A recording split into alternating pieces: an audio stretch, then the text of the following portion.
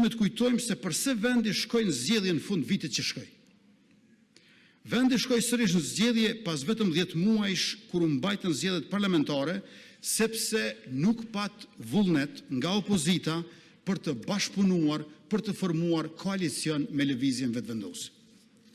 Le ta shqyrtojmë këtë pjesë me kujdes, sepse edhe këtu ka keq informim sistematik e manipulim me të vërtetën.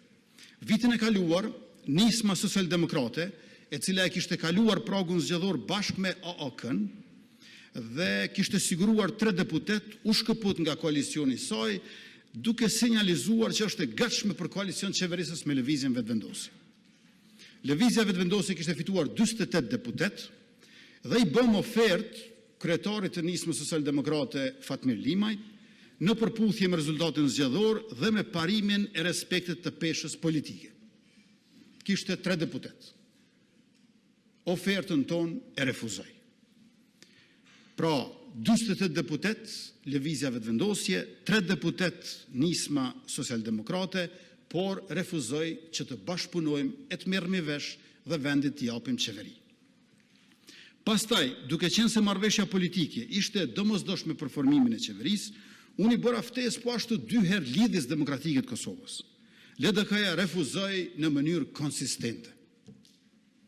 Ishin këto refuzime për marrëveshje politike që e quan vendin në zgjedhje të reja në dhjetor të vitit që shkoi. Rezultati i atyre zgjedhjeve ku qytetarët e dhanë gjykimin e tyre demokratik tashmë dihet nga të gjithë. Por para se të kaloj të çështja e zgjedhjes presidentit sot, e konsideroj të nevojshme të flas me kujdes për konceptin e marrëveshjes politike dhe të kompromisit midis partive. Sepse këto fraza janë keq përdorur rregullisht nga partitë opozitare, saqë qytetarët tashmë padyshim e meritojnë një shpjegim të ndershëm dhe të qartë.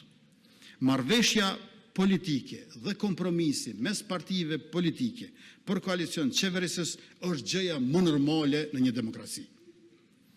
Por kompromisi në një demokraci duhet të jetë demokratik. Pra kompromisi nuk është pazar që lidhet për të rahatuar figura politike. Kompromisi i vërtet, ai i cili u shërben qytetarëve, ndërtohet mbi 2 shtylla të panegociueshme.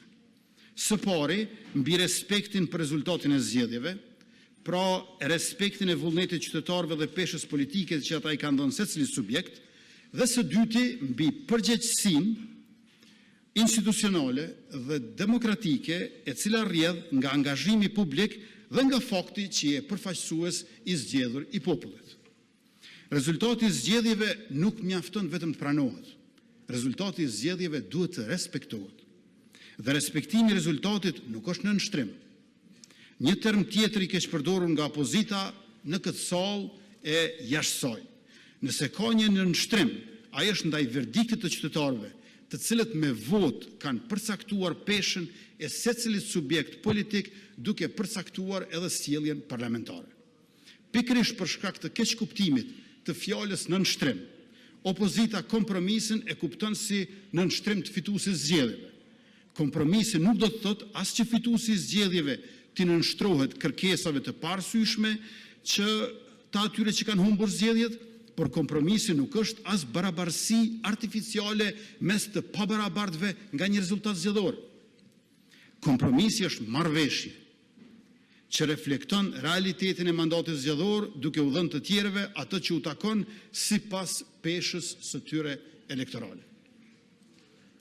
Vitin e kaluar, nisma socialdemokrate me 3 deputet sillej sikur të kishte 48.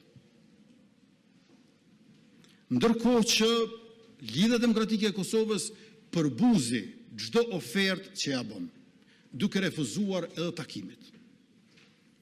Për ta bërë të qartë këtë parim me shembullin më konkret, duhet të kthehem në vitin 2019 dhe të zgjedhjet e 6 tetorit atë vit. Pas zgjedhjeve, vetëvendosja kishte vetëm 1% e përsi ndaj LDK-s. Rezultati ishte i ngushtë dhe situata e ndërlikuar.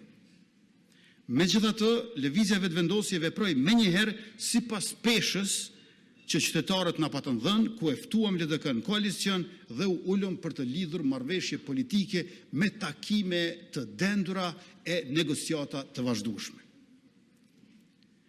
Pozitat në kabinetit qeverisës i ndom në përputhje me rezultatin zgjedhor. Nuk kishte vonesa dhe kishte respekt për mandatin e marrë prej qytetarëve.